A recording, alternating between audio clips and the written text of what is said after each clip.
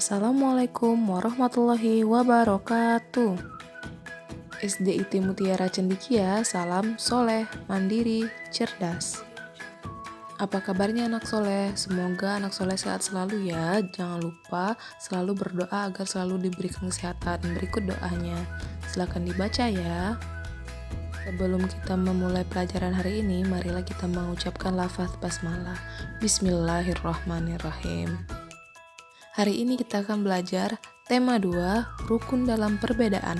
Subtema 2, bekerja sama mencapai tujuan.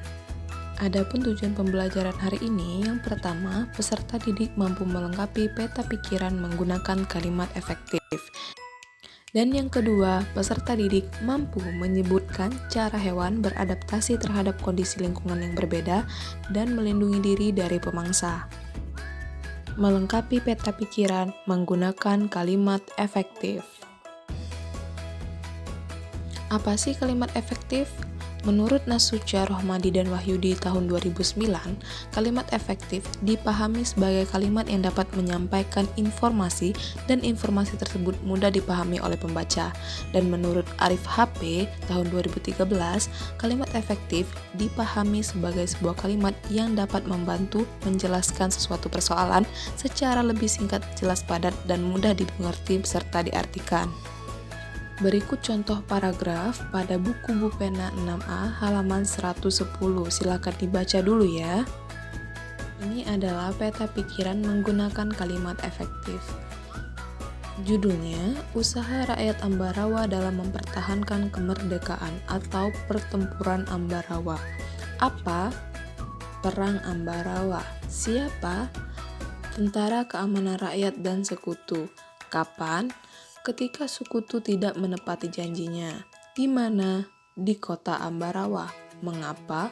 Karena sekutu melanggar perjanjian. Bagaimana? Pimpinan TKR geram karena sikap sekutu sehingga perang terjadi. Bunda rasa sudah jelas ya, karena peta pikiran ini sudah beberapa kali dibahas pada subtema-subtema sebelumnya. Selanjutnya, cara hewan beradaptasi terhadap kondisi lingkungan tertentu. Yang pertama adalah unta. Unta merupakan salah satu hewan yang hidup di daerah gurun yang panas dan kering. Untuk dapat bertahan hidup di daerah tersebut, unta melakukan beberapa penyesuaian. Seperti pada gambar yang ada di PowerPoint Bunda ini, unta mempunyai punuk yang berisi cadangan lemak yang dapat dipecah menjadi energi. Karena di sana susah mencari makanan, jadi unta memiliki cadangan lemak sehingga unta tidak cepat lapar dan kehabisan energi. Selain itu, unta memiliki rambut pada kelopak mata untuk menghalangi debu masuk ke mata ketika berjalan di padang pasir. Unta juga memiliki telapak kaki yang lembut, itu untuk memudahkan unta berjalan di atas tanah berpasir. Apakah kalian tahu? Unta juga memiliki usus yang sangat panjang, itu berguna untuk menyerap lebih banyak air dalam makanan. Yang kedua, beruang kutub. Beruang kutub hidup di daerah yang sangat dingin, berbeda dengan unta tadi. Beruang kutub dapat bertahan hidup di lingkungan tersebut karena beruang kutub melakukan beberapa penyesuaian, yaitu rambut putih sebagai kamuflase agar tidak mudah terlihat oleh pemburu. Kamuflase adalah penyamaran sehingga beruang kutub terlihat sama dengan kondisi di sekitarnya, yaitu salju. Beruang kutub juga memiliki lapisan lemak di bawah kulit untuk bertahan di suhu dingin. Yang ketiga, kelelawar. Kalian tahu kelelawar? Ya, kelelawar adalah hewan yang pertama kali menyebarkan virus COVID-19. Tapi di sini kita akan membahas tentang adaptasi kelelawar pada kondisi lingkungannya, yaitu kelelawar memiliki kemampuan ekolokasi, yaitu kemampuan untuk mendeteksi mangsa, pemangsa, dan benda di sekitarnya menggunakan pantulan bunyi. Kalian harus ingat ekolokasi. Eko di sini adalah pantulan bunyi, lokasi adalah tempat suatu benda berada.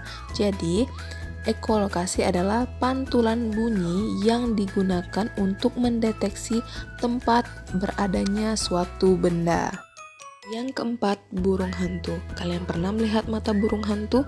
Iya, mata burung hantu sangatlah besar. Mata burung hantu sangatlah tajam, sehingga burung hantu dapat melihat mangsa pada malam hari. Terakhir adalah lumba-lumba dan paus. Lumba-lumba dan paus juga memiliki kemampuan ekolokasi seperti kelelawar tadi, yaitu pantulan bunyi untuk mendeteksi suatu benda. Anak Soleh pernah mendengar suara lumba-lumba dan paus? Oke, Bunda akan tunjukkan suara lumba-lumba dan paus.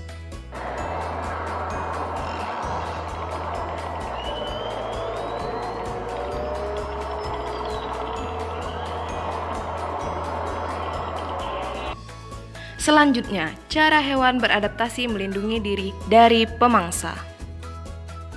Yang pertama adalah hewan cecak dan tokek. Cecak dan tokek dapat melindungi diri dari pemangsa dengan dua cara, yaitu telapak kaki yang memiliki perekat sehingga memudahkan merayap di dinding, dan kemampuan autotomi atau memutuskan ekor untuk mengelabui pemangsa. Sehingga ketika putus ekor tersebut, pemangsa akan fokus terhadap ekor cicak dan cicak bisa melarikan diri secepat mungkin. Yang kedua adalah bunglon. Bunglon memiliki kemampuan mimikri, yaitu kemampuan untuk mengubah warna kulit sesuai kondisi lingkungannya. Di sini mimikri bertujuan untuk mengelabui mangsa dan juga memudahkan untuk mendapatkan mangsa. Yang ketiga, walang sangit. Walang sangit atau kita sebut sebagai kepi dapat mengeluarkan bau yang menyengat untuk melindungi diri dari pemangsa. Yang keempat adalah landak. Landak memiliki rambut seperti duri yang dilapisi keratin untuk menakuti musuh dan melindungi diri dari pemangsa. Kalian tahu beberapa landak dapat menembakkan duri dari badannya, sehingga sangat berbahaya untuk mendekati landak. Yang kelima adalah kalajengking. Kalajengking memiliki sengat beracun di bagian ekor untuk menyerang musuh.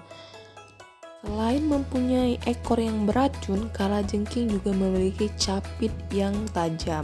Jadi, jangan pernah menyentuh kalajengking. Yang keenam, cumi-cumi. Cumi-cumi dapat menyemprotkan cairan berwarna hitam seperti tinta untuk menghindari diri dari pemangsa.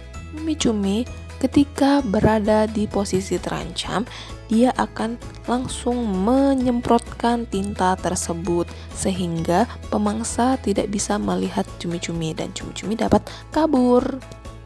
Yang ketujuh, ikan buntal. Ikan buntal memiliki kemampuan menggembungkan tubuh untuk perlindungan diri. Ikan buntal yang seawalnya kecil bisa menjadi 5 kali lipat dari tubuh awalnya dengan cara menghirup air yang berada di sekitarnya sehingga tubuhnya menggembung. Ikan ini juga memiliki duri-duri yang beracun pada tubuhnya untuk melindungi diri dari pemangsa. Walaupun kelihatan tampak lucu, ikan buntal ini sangat berbahaya. Dan yang terakhir adalah terenggiling dan kaki seribu. Terenggiling dan kaki seribu memiliki struktur kulit yang keras, sehingga saat terancam, kedua hewan ini akan menggulung diri sehingga pemangsa akan kesulitan untuk memangsanya. Itu saja pembelajaran kita hari ini, yaitu tema 2, subtema 2, pembelajaran ketiga. Kita tadi mempelajari tentang 1. Melengkapi peta pikiran menggunakan kalimat efektif. Yang kedua, cara hewan beradaptasi pada kondisi lingkungan. Dan yang terakhir adalah cara hewan beradaptasi melindungi diri dari pemangsa. Sebelum kita mengakhiri pembelajaran hari ini, marilah kita mengucapkan lafaz hamdalah, alhamdulillahirabbil alamin. Jangan lupa doa setelah belajar ya. Terima kasih. Wassalamualaikum warahmatullahi wabarakatuh.